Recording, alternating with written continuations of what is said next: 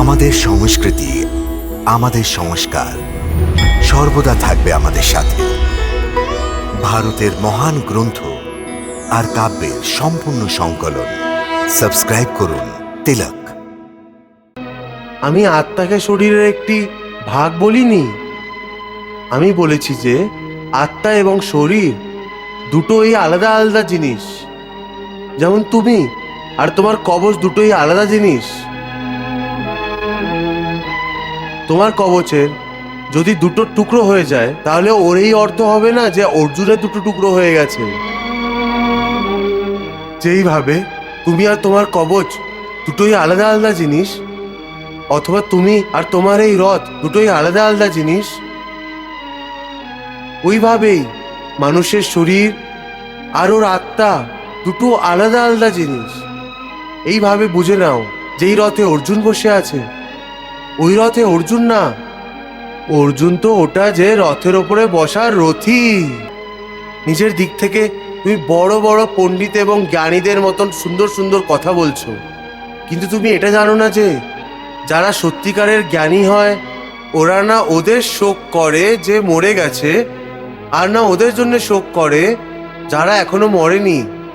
কারণ ওরা জানে যে যে মারা গেছে ও আবার জন্ম নেবে, আর যে এখনো জীবিত আছে ওরা অবশ্যই মারা যাবে। যে মরে গেছে সে আবার জন্ম নেবে, কারণ খালি শরীরের নাশ হয়, শরীরের ভেতরে যে আত্মা আছে ও কখনোই মরে না। হে পার্থ, এই সংসারে দুটোই জিনিস আছে, একটি শরীর আর দ্বিতীয় ওই শরীরে যে থাকে শরীরই।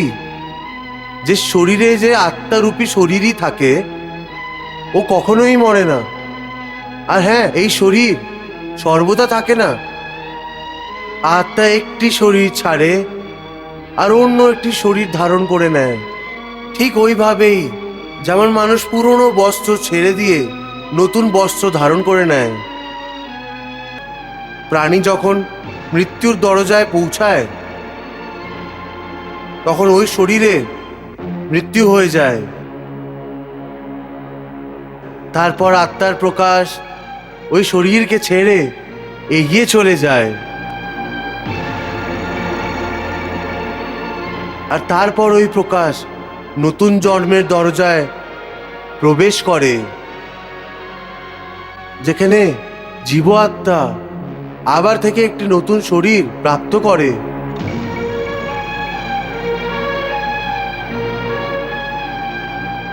ওখান থেকে ওর নতুন জন্মে নতুন যাত্রা শুরু হয়ে যায়। হে পার্থ, আত্মা নিত্য, সেই জন্যই ও বদলায় না, কিন্তু শরীর পাচনশীল, সেই জন্য একটি আত্মারই অনেক শরীর বদলায়। সেই জন্য সব জন্মে ও নতুন নতুন শরীর ধারণ করতে থাকে। প্রত্যেক নতুন নতুন জন্মে আত্মা শুধু নতুন নতুন শরীর তো বদলাই, বরং প্রত্যেকটি জন্মে ওকে যে শরীর দেওয়া হয় ওই একটি শরীরও ও ওই জন্মেই বদলাতে থাকে।